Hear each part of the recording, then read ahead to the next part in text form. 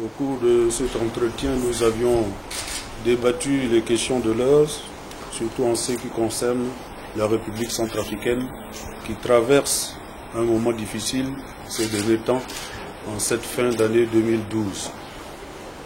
À la suite de cet entretien, qui, comme vous l'avez constaté, a duré longtemps, je m'engage à respecter les décisions du chef d'État de la CEAC,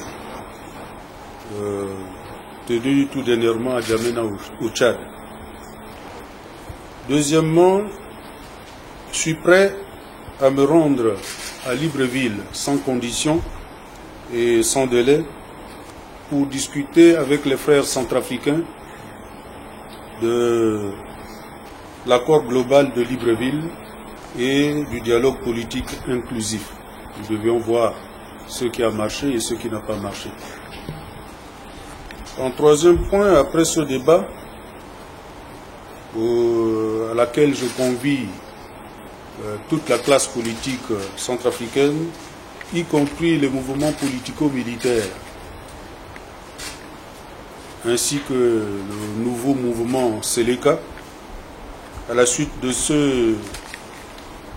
cette rencontre, nous serons sûrement en mesure de mettre en place un gouvernement d'union nationale pour gérer ce pays qui a tant souffert. En quatrième point, en tant que démocrate, je respecte la constitution de la République centrafricaine, comme je l'ai fait depuis toujours. Et je ne serai pas candidat en 2016, ce dont on m'accuse à tort ou à travers, alors que la Constitution prévoit que ce soit le gouvernement ou l'Assemblée qui initie la révision de la Constitution. Et jusqu'aujourd'hui, à ma connaissance, il semble bien qu'il n'y a rien là-dessus. Mais malheureusement, il y a trop de mensonges en ce sens, et je le dis clairement et solennellement aujourd'hui, et que ce mensonge cesse. Je profite aussi de l'occasion qui m'est offerte pour demander pardon à la population centrafricaine qui souffre. Mais qu'est-ce que vous voulez? Je n'y peux rien dans la mesure où ce n'est pas moi-même qui l'ai provoqué. Et je demande pardon à cette population de la Waka, la Nana Grébizi, de l'Ombelan Poko, ainsi de suite et tout, qui subissent de moments difficiles. Et c'est pour la énième fois que cela se produit. Je demande à tous nos frères de la classe politique, de mouvements politico-militaires, ainsi que le nouveau mouvement Seleka, de cesser de verser du sang inutilement. Nous ne gagnons rien pour un pays aussi pauvre, parmi les derniers du monde.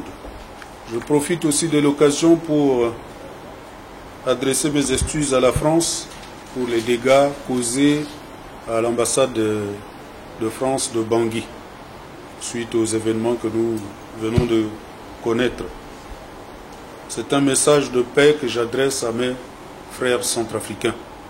J'espère que cette fois-ci, les mensonges vont s'effacer et que la vérité sera là pour prendre en main notre pays, la République centrafricaine.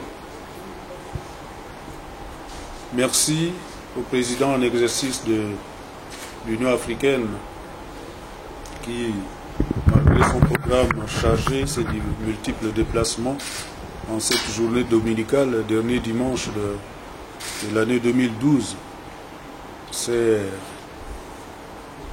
a effectué ce déplacement pour m'entretenir sur la question de l'heure. Merci aussi à la CEAC pour tout ce que ces États de l'Afrique centrale ont fait pour faire en sorte que nous évitions le pire en République centrafricaine et particulièrement à Bangui.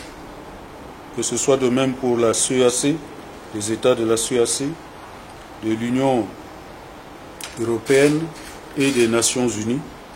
Et je profite aussi de l'occasion pour adresser au président Hollande ma disponibilité de pouvoir le rencontrer si son programme peut le permettre. Et je crois qu'au cours de cette rencontre, nous pourrions débattre des questions qui intéressent profondément la République centrafricaine, ce pays qui a trop souffert, abandonné à elle-même. Ce sont ces quelques mots que j'ai à dire et grand merci ainsi qu'aux journalistes et toutes les autorités ici présentes. Merci.